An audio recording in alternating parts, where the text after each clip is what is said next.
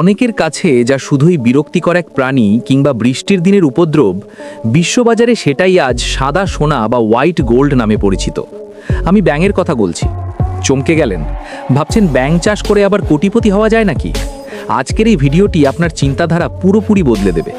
যেখানে মানুষ গতানুগতিক মাছ বা মুরগি চাষে উচ্চ খাবারের দামের কারণে লোকসান গুনছে, সেখানে বুদ্ধিমান উদ্যোক্তারা নীরবে ব্যাঙ চাষ করে আন্তর্জাতিক বাজার থেকে আয় করছেন লাখ লাখ ডলার।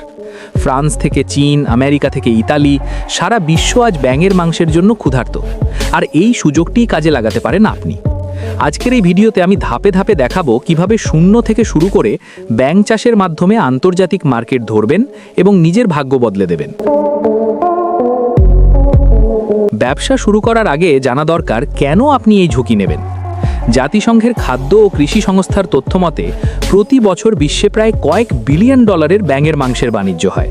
বিশেষ করে ইউরোপীয় দেশগুলোতে ফ্রগ লেগ বা ব্যাঙের পায়ের মাংস একটি অত্যন্ত দামি এবং অভিজাত খাবার। একটি মুরগি বা মাছ বড় হতে যে পরিমাণ খাবার এবং সময় নেয়, তার চেয়ে অনেক কম সময়ে এবং কম খরচে ব্যাঙ বিক্রির উপযোগী হয়। তাছাড়া আমাদের দেশের আবহাওয়া ব্যাঙ চাষের জন্য অত্যন্ত অনুকূল। শুধু সঠিক জাত এবং সঠিক পদ্ধতি না জানার কারণে আমরা এই বিশাল বাজারটি হারাচ্ছি। এখন আসা যাক মূল টেকনিক্যাল অংশে। সব ব্যাঙ কিন্তু চাষের উপযোগী নয় এবং সব ব্যাঙের বাজার মূল্যও নেই। আন্তর্জাতিক বাজারে মূলত দুই ধরনের ব্যাঙের চাহিদা আকাশচুম্বী। একটি হলো আমেরিকান বুলফ্রগ এবং অন্যটি থাই হাইব্রিড মাগুর বা টাইগার ফ্রগ। এই জাতগুলো খুব দ্রুত বড় হয়। ওজনে প্রায় 300 থেকে 400 গ্রাম পর্যন্ত হয় এবং প্রচুর মাংসলো হয়। খামার তৈরির জন্য আপনার খুব বড় জমির প্রয়োজন নেই। পরিত্যক্ত পুকুর, নিচু জমি বা বাড়ির আঙিনায় সিমেন্টের ট্যাঙ্কি বানিয়েও আপনি শুরু করতে পারেন। তবে মনে রাখবেন, ব্যাঙ উভচর প্রাণী, তাই এদের থাকার জায়গায় পানি এবং শুকনো ডাঙা দুটোই থাকতে হবে। পুকুর বা খামারের চারপাশ খুব ভালো করে নেট দিয়ে ঘিরে দিতে হবে। এর দুটি কারণ: প্রথমত, ব্যাঙ যেন লাফিয়ে পালিয়ে যেতে না পারে, এবং দ্বিতীয়ত, সাপ বা অন্য ক্ষতিকর প্রাণী যেন ভেতরে ঢুকে ব্যাঙ খেয়ে ফেলতে না পারে। পানির উচ্চতা খুব বেশি রাখার দরকার নেই, হাঁটু সমান পানি যথেষ্ট। তবে পানি যেন পরিষ্কার থাকে সেদিকে নজর দিতে হবে। ব্যাঙ চাষে কোটিপতি হওয়ার গোপন রহস্যটি লুকিয়ে আছে এর খাবার ব্যবস্থাপনায়। মাছ বা মুরগি চাষে যেখানে 70% খরচই চলে যায় খাবারে, সেখানে ব্যাঙ চাষে এই খরচ অনেক কম। ব্যাঙাচি অবস্থায় এদেরকে সেদ্ধ ডিমের কুসুম, মিহি গুঁড়ো খাবার বা ছোট প্ল্যাঙ্কটন খেতে দেওয়া হয়। একটু বড় হলে এরা জ্যাংত খাবার পছন্দ করে। এখানেই একজন স্মার্ট খামারির বুদ্ধির পরিচয় পাওয়া যায়। আপনি খামারের ওপর রাতে বৈদ্যুতিক বাতি জ্বালিয়ে নিচে একটি ফানেল আকৃতির ব্যবস্থা বা চট বিছিয়ে রাখতে পারেন।